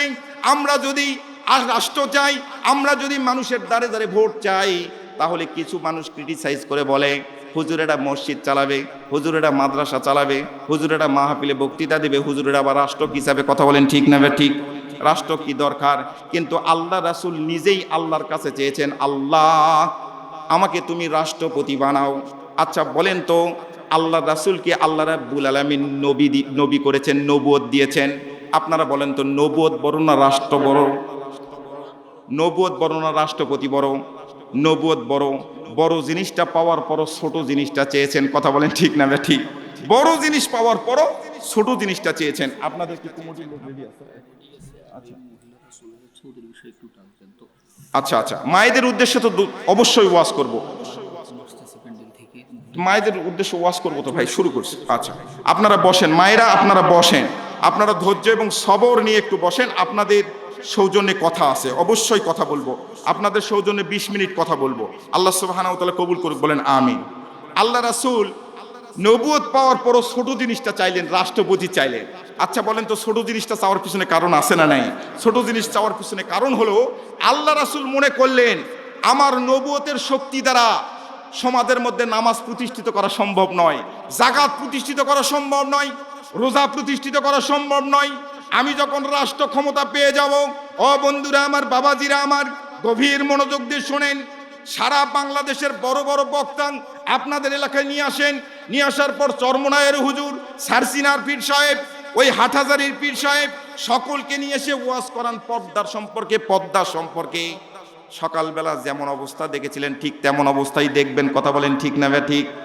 কিন্তু বাংলাদেশের রাষ্ট্রপতি ডক্টর আব্দুল হামিদ সাহেব আজকের রাত 12টার পর কয়েকটা সাংবাদিককে নিয়ে, 3টা সাংবাদিককে নিয়ে নিস্তব্ধ এলাকায় ঘরের মধ্যে দরজা জানালা লাগাই দিয়ে 1 মিনিট যদি ওয়াজ করে, আগামীকাল মুসলমানদের উদ্দেশ্যে বলে দিলাম, হিন্দু বৌদ্ধ খ্রিস্টান ওনারা স্বতন্ত্র থাকবে। মুসলমান কোনো মেয়ে বোরকা ছাড়া ঘর থেকে বের হতে পারবে না। যদি ঘর থেকে বের হয় তাহলে 500 টাকা জরিমানা। আপনারা বলেন তো, আইনটা চালু হয়ে যাবে কিনা? 100% হবে কিনা বলেন? তাহলে রাষ্ট্র ক্ষমতা দরকার আছে না নাই? নামাজ প্রতিষ্ঠিত করার জন্য রাষ্ট্র ক্ষমতা দরকার আছে। কথা বলেন ঠিক না ঠিক? মুসলমান বন্ধুরা আমার, বিশ্বনবী জনাবে মুহাম্মদ রাসূল সাল্লাল্লাহু আলাইহি সাল্লাম মসজিদে নববীতে বসান। মায়েদের উদ্দেশ্যে একটু কথা বলেন এই বন্ধুরা আমার। বিশ্বনবী মসজিদে নববীতে বসান। ইন দি মিন টাইম একজন সাহাবী আল্লাহর পয়গম্বরের দরবারে উপস্থিত হয়ে গেলেন। আল্লাহর পয়গম্বরকে জানায় দিলেন, ইয়া রাসূলুল্লাহ, ইয়া হাবিবাল্লাহ, নবী গো, আমার সন্তানেরা 2 দিন যাবত অনাহারে আছে। আমি আপনার সাহাবী, আমি 3 দিন যাবত অনাহারে আছি। আমার বাড়িতে কোনো খাবার, কোনো ব্যবস্থা নাই। আল্লাহর পয়গম্বর আস্তে করে বসা থেকে দাঁড়িয়ে গেলেন, ওই সাহাবীর বাড়িতে রওনা দিলেন। বন্ধুরা আমার, ওই সাহাবীর বাড়িতে গিয়ে বলতেছে, সাহাবীর বাড়িতে তন্ন তন্ন করে খুঁজলেন, কোনো ক্লু যদি খুঁজে পাওয়া যায়, ব্যবসার কোনো সামগ্রী যদি খুঁজে পাওয়া যায়, কিন্তু কোনো কিছু খুঁজে পাওয়া গেল না। আল্লাহর নবী হঠাৎ করে নজর পড়ে গেল ওই গাছ, ওই বাড়ির উঠানের মধ্যে একটা খেজুরের গাছ। খেজুরের গাছটা লক্ষ্য করে আল্লাহর পয়গম্বর বললেন, এই খেজুরের গাছটা কার? আল্লাহর নবীর সাহাবী বলতেছেন, খেজুরের গাছটা আমার পৈতৃক সম্পত্তি, আমার। আল্লাহর নবী বললেন, ও সাহাবী, এই খেজুরের গাছের মধ্যে আমি হাত লাগাই দিলাম।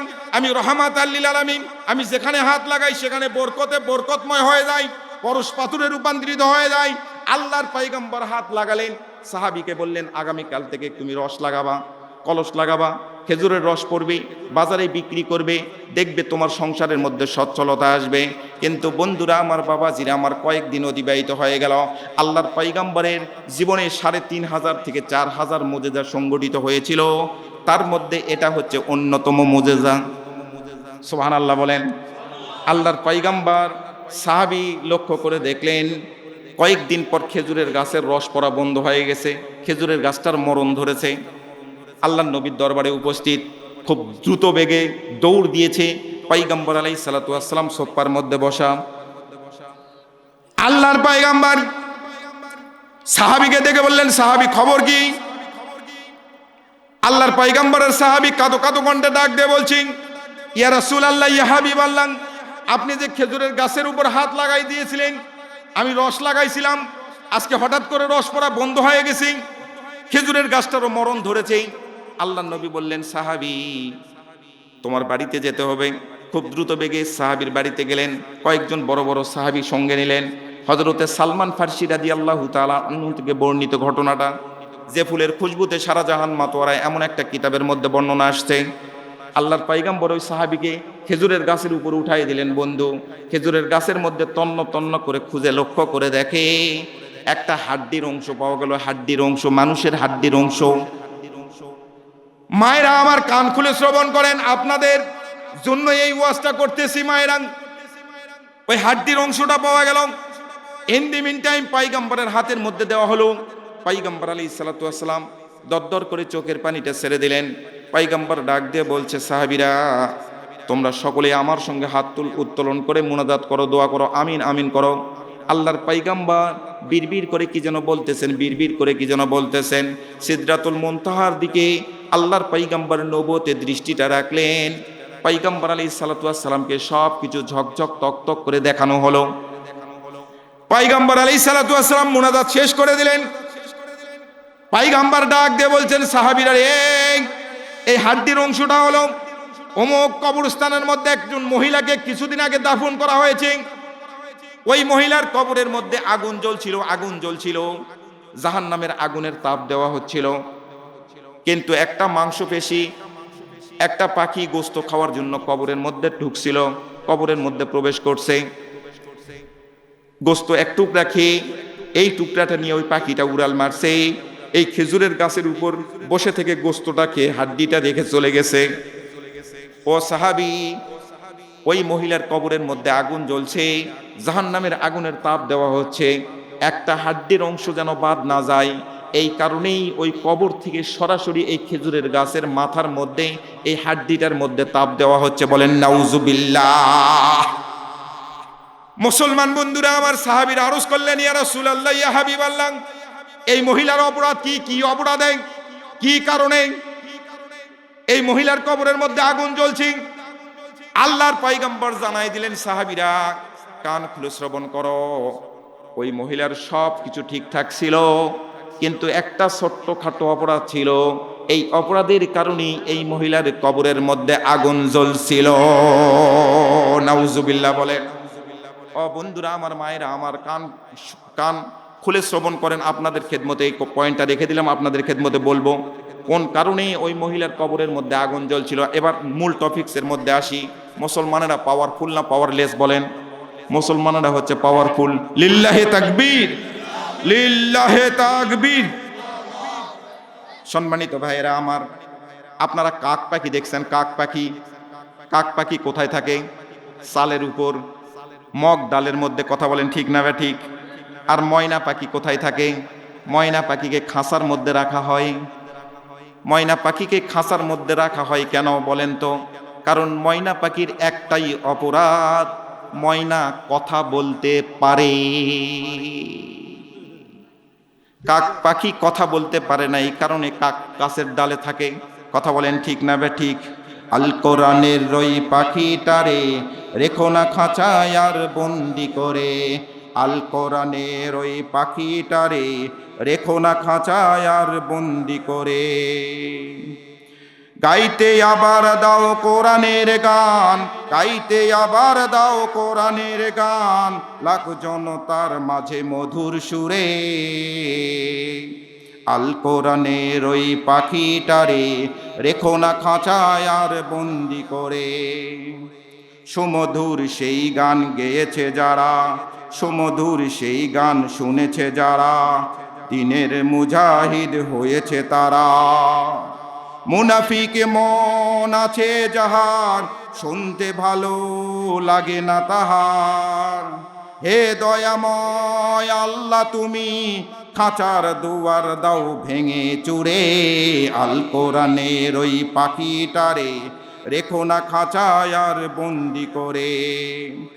গাইছে পাখি শুধু কোরআনের গান, মুগ্ধ হয়ে আনে কাফের মান। কণ্ঠে বাজে যেন জাদুর ছোঁয়া, মোমের মতো গলে কঠিন হৃদয়। লাখো মুমিনের হৃদয় কাঁদে একবার তারে দেখার তরে। আল কোরআনের ওই পাখিটারে রেখো না খাঁচায় আর বন্দি করে। লিল্লাহে তাকবীর, লিল্লাহে তাকবীর।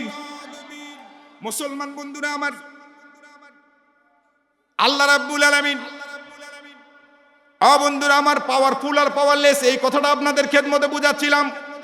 তাহলে পাওয়ারফুল যদি করতে হয়, আল্লাহ রাব্বুল আলামিন বলে দিলেন কিতাবুন আনসালনাহু ইলাইকা লিতুখরিজান নাসা মিনাজ যুলুমাতি ইলান নূর। আল্লাহু আকবার বলেন।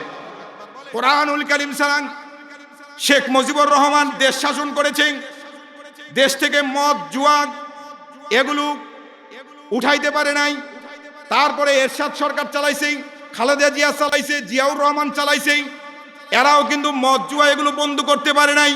কোরআনুল কারীম যখন সংবিধানের মধ্যে চালু করা হবে বন্ধুরা আমার, কোরআনুল কারীমের মধ্যে হাত কাটার কথা আছে না নাই? চোরের হাত কাটার কথা আছে না নাই?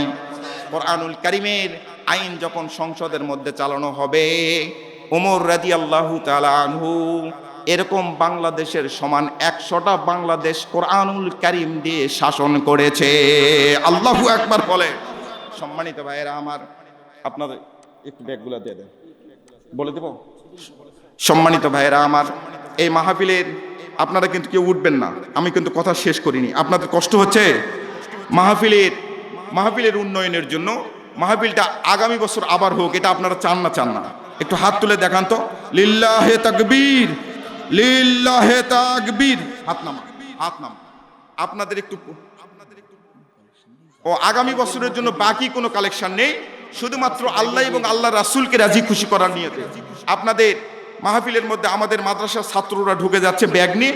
যে যেটা পারবেন একটু দিয়ে দেন, তারপরে উঠবেন ভাই, কেউ উঠবেন না। আমি কিন্তু কথাগুলো শেষ করি নাই, কথাগুলো শেষ করে দেবো ইনশাল্লাহ খুব তাড়াতাড়ি, খুব তাড়াতাড়ি। 5 মিনিটের জন্য 5 মিনিটের জন্য একটু জিকির করেন। লা ইলাহা, লা ইলাহা। যে যেখানে আছেন একটু দাঁড়িয়ে যান তো ভাই, যুবকেরা দাঁড়িয়ে যান, দাঁড়িয়ে রুমাল নিয়ে একটু উঠে যান, একটু উঠে যান তাড়াতাড়ি। লা ইলাহা। 5 মিনিট, 5 মিনিট। হ্যাঁ হ্যাঁ ঠিক আছে। Tick tick tick tick tick tick tick tick যেই ঘড়িটা বাজে ঠিক ঠিক বাজে, কেউ কি জানে সেই ঘড়িটা লাগবে কয়দিন কাজে। ঝকঝক ফক ফক করে যতদিন জীবন ঘড়িটা, ততদিন তারে কিনতে চায় রে খরিদ্দারেরা। ঝকঝক ফক ফক করে যতদিন জীবন ঘড়িটা, ততদিন তারে কিনতে চায় রে খরিদ্দারেরা। সময় মতো সময় দিলে সবখানে বিরাজে, কেউ কি জানে সেই ঘড়িটা লাগবে কয়দিন কাজে। বলেন মারহাবা। মায়েরা, পদ্মার অন্তরালে আপনাদের দৃষ্টি আকর্ষণ করছি, আপনারা একটু রুমাল নিয়ে একটু দাঁড়িয়ে যান। আপনাদের মধ্য থেকে 2-3 জন একটু দাঁড়িয়ে যান, ওখানে একটু কালেকশন করেন মাহফিলের উন্নয়নের জন্য, আগামী বছর মাহফিলটা যেন হয় এই কারণে। সম্মানিত ভাইয়েরা আমার, কেউ উঠবেন না, কেউ উঠবেন না। আমি কিন্তু আলোচনা আর 20 মিনিট আলোচনা করব, কথা দিলাম। আর 20 মিনিট আলোচনা করবো। এই 20 মিনিটের মধ্যে মূল সারাংশ কথাটা বলবো, আর কি সারমর্ম কথাটা বলবো। আল্লাহ রাব্বুল আলামিন কবুল করুক, বলেন আমিন। আসেন আমার দিনদার ভাইয়েরা, আপনাদের কাছে রুমাল চলে গেছে। এদান পালাবে না, এদান হারাবে না। কাল কিয়ামতের হাসরের ময়দানে এদানের ওসিলা করে আল্লাহ পয়গম্বরের শাফায়ে তুমি নসিব করে, বলেন আমিন। থাকিতে পিতা মাতা, করিও যতন, মরিলে বুঝিবে তারা ছিলেন যে কত রতন। ভাই খুব তাড়াতাড়ি রুমালগুলো নিয়ে আসেন, রুমালগুলো নিয়ে আসেন, আপনারা বসে যান। লা ইলাহা লা ইলাহা। আপনারা একটু বসে যান ভাইজানেরা, আপনারা একটু বসে যান, অল্প সময়ের মধ্যে শেষ করে দেব ইনশাআল্লাহ। বসে যান। লা ইলাহা। হ্যাঁ, রুমালগুলো চলে আসুক, রুমালগুলো চলে আসুক, রুমালগুলো চলে আসুক। হয়ে গেছে না? রুমালগুলো চলে আসুন। লা ইলাহা লা ইলাহা লা ইলাহা। ভাই আপনারা এই কয়জন থাকেন? অসুবিধা হচ্ছে আপনাদের? অসুবিধা হবে? আর কিছুক্ষণ কথা বলবো না? আর কিছুক্ষণ কথা বলবো ইনশাআল্লাহ। আল্লাহ সুবহানাহু ওয়া তাআলা কবুল করুক, বলেন আমিন। একটু তাকবীর দেন, লিল্লাহি তাকবীর, লিল্লাহি তাকবীর। তাহলে মুসলমানের পাওয়ার হচ্ছে, আপনাদেরকে যেটা বোঝাতে চাচ্ছিলাম, মুসলমানের পাওয়ার হচ্ছে কোরআনুল কারীম। কোরআনুল কারীম ছাড়া রাষ্ট্র পরিচালনা যদি করেন, আপনি মদ, জুয়া, ব্যভিচার যত বন্ধ করতে চান না কেন, এটা বন্ধ তৎকালীন সময়ও হয় নাই, আল্লাহ রাসূল করতে পারে নাই। কথা বলেন ঠিক না? ঠিক। স্বয়ং আল্লাহ রাসূল 17 বছর থেকে 23 বছর পর্যন্ত দাওয়াত দিয়েছেন কোরআনুল কারীম ছাড়া। এই কারণেই মদ, জুয়া, গাঁজা এগুলো বন্ধ করতে পারে নাই। আর আপনি আমি তো পুঁটি মাছ, এগুলো তো বন্ধ হবেই না। কোরআনুল কারীম যখন আল্লাহ রাসূল পেলেন, বাকি 23 বছর, 40 থেকে 63 বছর, এই বয়সে যখন কোরআনুল কারীম নিয়ে ঘরে ঘরে দাওয়াত দিলেন, তখন সোনার মানুষে রূপান্তরিত হয়ে গেছে। চিৎকার করে বলেন আল্লাহু আকবার। মুসলমান ভাইরা আমার, আদম পয়গম্বর থেকে আজ পর্যন্ত ইতিহাস অধ্যয়ন করলে দেখাইতে পারবেন না মুসলমান সংখ্যাগরিষ্ঠতার কারণে অথবা মুসলমান অস্ত্রের ঝনঝনানিতে, অস্ত্রের মহড়াতে কোনোদিন বিজয় অর্জন করেছে, দেখাইতে পারবেন না। বরং এই পৃথিবীর মুসলমান সংখ্যাগরিষ্ঠতার কারণে নয়, অস্ত্রের ঝনঝনানিতে নয়, অস্ত্রের মহড়াতে নয়, মুসলমানদের জয় পরাজয় আল্লাহ রাব্বুল আলামিনের হুকুম আর পয়গম্বরের সুন্নত তরিকা মানার ভিতরে। আল্লাহু আকবার বলে। মুসলমান ভাইরা আমার, ঐতিহাসিক বদরের ময়দান 313 জন ক্ষুধার্ত নিরস্ত্র সাহাবা কেরাম নিয়ে কেমনে মহান বিজয় অর্জন করলেন, এই বিজয়কে আল্লাহ রাব্বুল আলামিন কোরআনুল কারীমের ভাষায় ইয়াউমাল ফুরকান বলেছেন। এই বিজয় অর্জন করার পর আল্লাহর পয়গম্বর সাহাবা কেরামকে ডাক দিয়ে বলছেন, ও আমার সাহাবীরা, তোমরা সামনে আমার বসো। সাহাবীদেরকে ডাক দিয়ে বলছেন, সাহাবীরা কারগুজারি শোনাও, যুদ্ধ চলাকালীন সময় কার কি অবস্থায় হয়েছিল একটু বলো। আল্লাহর পয়গম্বরের সাহাবীরা ডাক দিয়ে বলছেন, ইয়া রাসূলুল্লাহ, ইয়া হাবিবাল্লাহ, যুদ্ধ চলাকালীন সময় এক কাফেরকে মারার জন্য আমি তরবারি উঁচু করে দৌড়াইতেছিলাম, কিন্তু হঠাৎ করে লক্ষ্য করে দেখি আমার ডান দিকে কেউ নাই, আমার বাম দিকে কেউ নাই। যেই সাহাবীর ঘাড়ের উপর তরবারি চালাবো, তার ঘাড়ের উপর তরবারি চালানোর আগেই তার ঘাড় থেকে মাথাটা জমিনের মধ্যে পড়ে গেল। আল্লাহর পয়গম্বর বললেন, সাহাবীরা রে, তোমরা কি মনে করেছো ক্ষুধার্ত নিরস্ত্র অবস্থায় তোমাদের যুদ্ধের ময়দানে ছেড়ে দিয়ে আমি তাঁবুর মধ্যে আরাম করছিলাম? আমি পয়গম্বর? না না, আমি পয়গম্বর তাঁবুর মধ্যে আরাম করি নাই রে সাহাবী। আমি পয়গম্বর যখন তাঁবুর মধ্যে প্রবেশ করলাম, তখন 2 রাকাত সালাত আদায় করলাম। তাহলে নামাজের মধ্যেই কামিয়াবি। কথা বলেন ঠিক না ঠিক? 2 রাকাত সালাত আদায় করলাম, নামাজ পড়ার পর 2 ফোঁটা চোখের পানি জমিনের মধ্যে ছেড়ে দিলাম। এই চোখের পানিটা জমিনে পড়ার আগেই 7 আসমান পেরিয়ে আল্লাহর আরশে আজিমের মধ্যে ধাক্কা লাগাইছে। আল্লাহ রাব্বুল আলামিন জিবরাইল মারফত ডাক দিয়ে বললেন, পয়গম্বর, আপনি মাথা উত্তোলন করুন, চোখের পানি মুছে নিন। আপনি কোনো কাঁদবেন না, কান্নার কোনো কারণ নাই। আপনার চোখের পানি মুছে নিন। আপনার সাহাবাদের কেবলমাত্র যতটুকু শক্তি আছে ততটুকু তারা যুদ্ধের ময়দানে ব্যয় করবে, আর বাকি কাজটা করার দায়িত্ব আমি আল্লাহ রাব্বুল আলামিন নিলাম। পয়গম্বর ডাক দিয়ে বললেন, ও সাহাবী, যুদ্ধ চলাকালীন সময় তুমি যে কাফেরের ঘাড়ের উপর তরবারি চালাও নাই, কিন্তু ঘাড় থেকে মাথাটা জমিনের মধ্যে পড়ে গেছে, এটা তুমি করো নাই, তুমি করো নাই, এটা স্বয়ং আমার আল্লাহ রাব্বুল আলামিন ফেরেশতা দ্বারা করেছে। আল্লাহু আকবার বলে। তাহলে আপনারা বলেন তো, তৎকালীন সময় বদরের ময়দানে আল্লাহ রাব্বুল আলামিন ফেরেশতা দ্বারা মুসলমানদেরকে সহযোগিতা করেছে। এখন কি মুসলমানদেরকে আল্লাহ রাব্বুল আলামিন ভুলে গেছে নাকি? বুড়া হয়েছে নাকি? একটু চোখে মনে হয় কম দেখে, বয়স হয়ে গেছে। ও বন্ধুরা আমার, আল্লাহ রাব্বুল আলামিন এখনো দেখতেছে, কিন্তু আল্লাহ রাব্বুল আলামিনের হুকুম কোরআনুল কারীম থেকে মুসলমানেরা অনেক দূরে চলে গেছে। এই কারণেই আল্লাহ রাব্বুল আলামিনের সহযোগিতা আমরা পাচ্ছি না। মুসলমান বন্ধুরা আমার, আমরা পীরের কাছে যাচ্ছি, পীর সাহেবের কাছে যাচ্ছি, পীরের দরবারে যাই, সন্তান চাই, আল্লাহর কাছে চাই না। বন্ধুরা আমার, বাবাজিরা আমার, লক্ষ্য করে দেখবেন আল্লাহ রাব্বুল আলামিন শুধুমাত্র দেওয়ার জন্য প্রস্তুত আছে। বন্ধুরা আমার, দেওয়ার জন্য প্রস্তুত আছে।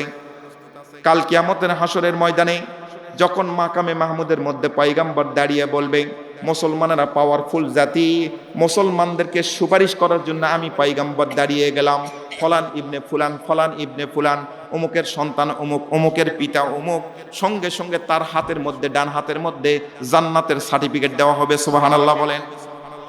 কিন্তু মুসলমানেরা অত্যন্ত চালাক জাতি, মুসলমান চালাক জাতি, আল্লাহকে ফাঁকি দিয়ে, আল্লাহকে বোকা বানায়ে তারা জান্নাতের মধ্যে যেতে চাই। আল্লাহ রাব্বুল আলামিন বললেন, ইউখাদিউন আল্লাহ ওয়াল্লাযীনা আমানু ওয়া মা ইয়াখদাউনা ইল্লা আনফুসাহুম ওয়া মা ইয়াশউরুন। আল্লাহু আকবার বলে। আল্লাহ রাব্বুল আলামিন বলেন, এই মানুষগুলা মুমিনকে ধোঁকা দিয়ে বোকার জালে আটকাবে। এরা পাওয়ারফুল হওয়ার পরও, পাওয়ারফুল জাতি হওয়ার পরও যখন মুমিনকে বোকা বানায় ধোঁকার জালে আটকাবে, তখন আমি আল্লাহ রাব্বুল আলামিন তাদের পাওয়ার লেস করে দিব। এরা শুধুমাত্র মুমিনকে বোকা বানায় ধোঁকা দিবে না, এরা আমি আল্লাহ রাব্বুল আলামিনকে বোকা বানায় ধোঁকার জালে আটকাতে চাইবে। নাউজুবিল্লাহ বলে। তাহলে আল্লাহকে যদি কেউ বোকা বানাতে চায়, মানুষ তো মানুষকে বোকা বানাবে, ভোট কেন্দ্রে যায় বোকা বানাবে। নিজের ভোট আপনি দিতে পারবেন না, আরেকজন দিয়ে যাবে। কথা বলেন ঠিক না ব্যাঠি? আপনার ভোট আপনি দিতে পারবেন না, আপনি বোকার জালে আটকে যাবেন। কিন্তু আল্লাহ বলতেছেন, মুমিন, একজন মুমিন মানুষ মুমিন দাবি করবে যে আমি মুমিন, আমি আখিরাতকে বিশ্বাস করি, এই মানুষটা আরেক মানুষকে বোকা বানাবে, বোকা বানিয়ে ধোঁকার জালে আটকায়ে সে চেয়ারম্যান হয়ে যাবে, মেম্বার হয়ে যাবে, এমপি হবে। কিন্তু আমি আল্লাহ রাব্বুল আলামিনকেও এই মানুষটা বোকার জালে আটকানোর চেষ্টা করবে। নাউজুবিল্লাহ বলবেন না? কত সাংঘাতিক কথা দেখছেন? মুসলমান বন্ধুরা আমার, আল্লাহকে বোকা বানানো এত সহজ নয়। তারপরও আল্লাহকে বোকা বানানোর চেষ্টা করবে। কাল কিয়ামতের হাসরের ময়দানে বন্ধুরা আমার, আল্লাহ রাব্বুল আলামিন মাকামে মাহমুদের মধ্যে পয়গম্বরকে যখন দাঁড়িয়ে দিবেন, পয়গম্বর আলাইহিস সালাতু ওয়াস সালাম মাকামে মাহমুদের মধ্যে দাঁড়িয়ে যাবেন। পয়গম্বর আলাইহিস সালাতু ওয়াস সালাম কোরআনুল কারীম হাতের মধ্যে নিয়ে ঘোষণা করবে, ক্বালার রাসূলু ইয়া রাব্বি কওমি ইত্তাখাযু হাযাল কুরআনা মাহজুরা। আমার দাঁত ভাঙ্গা কোরআন, আমার মাথা ভাঙ্গা কোরআন, আমার রক্তের দরিয়ায় গোসল করা এই কোরআন, আমার দহিত্রের রক্তের বিনিময়ে কারবালার প্রান্তর ভিজে দেওয়ার বিনিময়ে এই কোরআন, এই কোরআনের পক্ষে যেই মানুষগুলা ছিল না, ওগো আল্লাহ রাব্বুল আলামিন, তোমাকে সাক্ষী রেখে আমি পয়গম্বর ঘোষণা করলাম, তাদের সঙ্গে আমি পয়গম্বর উম্মতের সম্পর্ক ছিন্ন করলাম। নাউজুবিল্লাহ বলেন। ইন দি মিন টাইম 72টা মতান্তরে 73টা লাইন করা হবে বন্ধু। মুসলমানদের পাওয়ারটা বোঝাচ্ছে, মুসলমানদের পাওয়ার। 72টা লাইন, 73টা লাইন করা হবে, মতান্তরে 73টা লাইন করা হবে। একটা লাইনের ব্যাপারে আল্লাহ রাব্বুল আলামিন কালামুল্লাহ শরীফের মধ্যে ঘোষণা করে দিয়েছেন, ওয়াসিকাল্লাযীনা তাকাউ রাব্বাহুম ইলাল জান্নাতি যুমারা। আল্লাহু আকবার বলে। আল্লাহ রাব্বুল আলামিন বলবেন, এই লাইনটা জান্নাতি লাইন, যাও সরাসরি জান্নাতে নিয়ে যাও, তাদেরকে জান্নাতে নিয়ে যাওয়া হবে। আরেকটা লাইনের ব্যাপারে আল্লাহ রাব্বুল আলামিন কালামুল্লাহ শরীফের মধ্যে ঘোষণা করলেন, বন্ধুরা আমার, ওয়াসিকাল্লাযীনা কাফারু ইলা জাহান্নামা যুমারা। আল্লাহ রাব্বুল আলামিন ফেরেশতাকে বলবে, ও ফেরেশতারা, এই 73টা লাইনের মধ্যে এই লাইনটা 3 নম্বর লাইন, এই লাইনটা সরাসরি জাহান্নামে যাবে, তাদের কোনো হিসাব নিকাশ দরকার নাই, তারা জাহান্নামী। নাউজুবিল্লাহ বলেন। কিন্তু 1 নম্বর লাইন হচ্ছে পয়গম্বর আলাইহিস সালাতু ওয়াস সালামের লাইন, পয়গম্বরেরা থাকবে। এক লাইনকে জান্নাতি দিল, আরেক লাইনে জাহান্নামের সার্টিফিকেট দিয়ে দিল। ইন দি মিন টাইম হঠাৎ করে একটা মানুষ লাইন থেকে বের হয়ে এসে আল্লাহকে বলবে, আল্লাহ আমার জান্নাতটা কোন দিকে? নাউজুবিল্লাহ বলেন। আল্লাহকে বলবে আমার জান্নাতটা কোন দিকে? কত বড় সাহস, লক্ষ্য করে দেখেন। এই মানুষটা পৃথিবীর জমিনে যেই মানুষগুলাকে বোকা বানায় ধোকার জালে আটকাইতে চাইছে, এই মানুষগুলার মধ্য থেকে একটা মানুষ, বন্ধুরা আমার, এই মানুষগুলা আল্লাহকে ডাক দিয়ে বলবে আল্লাহ আমার জান্নাতটা কোন দিকে? আল্লাহ কিন্তু সবকিছু জানেন, কিন্তু আল্লাহ রাব্বুল আলামিন কৌশল অবলম্বন করাটা পছন্দ করেন, কৌশল অবলম্বন করা পছন্দ করেন। আল্লাহ রাব্বুল আলামিন কালামুল্লাহ শরীফের মধ্যে বললেন, ইন্নাহুম ইয়াকিদুনা কাইদা ওয়া আকিদু কাইদা ফামা হিলিল কাফিরিনা আমহিলহুম রুওয়াইদা। আল্লাহু আকবার বলে। আল্লাহ রাব্বুল আলামিন বলবেন, ও বুঝতে পেরেছি তুমি পৃথিবীর জমিনে ওই মানুষটা, যেই মানুষটা মানুষের সামনে আঙ্গুল নাচাইছো। এমন সময় এমন মানুষকে ঘুমের ঘরে হঠাৎ করে পুলিশ লাগাইয়া দিয়া ওনাকে জেলখানার মধ্যে নিয়ে গেছো, আবার কিছু টাকা পয়সা দিয়ে এই মানুষটা ঘুমের ঘরে আবার বাড়িতে হাজির। তুমি ওই ব্যক্তি মানুষকে বোকা বানায় ধোকার জালে আটকায় টাকা কামাই করছো।